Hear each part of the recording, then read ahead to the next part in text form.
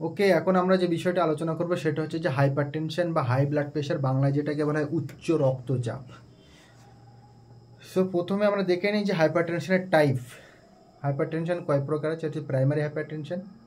Primary hypertension একটা নাম হচ্ছে যে essential hypertension.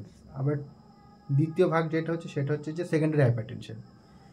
So primary hypertension কখন বলবো আর সেকেন্ডারি হাইপারটেনশন কখন বলবো, তার আগে একটা জিনিস দেখে দেই, আমাদের নর্মাল ব্লাড প্রেশার কত? 110/80। সিস্টোলিক প্রেশার বা ডায়াস্টোলিক প্রেশার।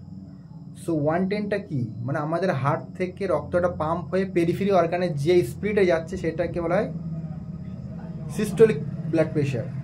তো কত বেগে যাচ্ছে সেটা হচ্ছে যে 120 mmHg। আর আমাদের পেরিফেরি অর্গান থেকে যে বেগে রক্তটা হার্টে রিটার্ন আসছে সেটাকে বলে, আমরা বলি ডায়াস্টোলিক প্রেশার, সেটা হচ্ছে 80 mmHg। সো আমরা যে বিষয়টা আলোচনা করছিলাম সেটা হচ্ছে প্রাইমারি হাইপারটেনশন আর সেকেন্ডারি হাইপারটেনশন। যদি হাইপারটেনশনটা কোনো এন্ড অর্গান ড্যামেজের জন্য হয়, কোনো যদি এন্ড অর্গান ড্যামেজের জন্য হয়, যেটা লাংস হতে পারে, কিডনি হতে পারে, হার্ট হতে পারে, এমন ভাইটাল অর্গান যদি কোনো অর্গান ড্যামেজের জন্য হয় সেটাকে আমরা বলবো সেকেন্ডারি হাইপারটেনশন। আর প্রাইমারি হাইপারটেনশন কখন বলবো?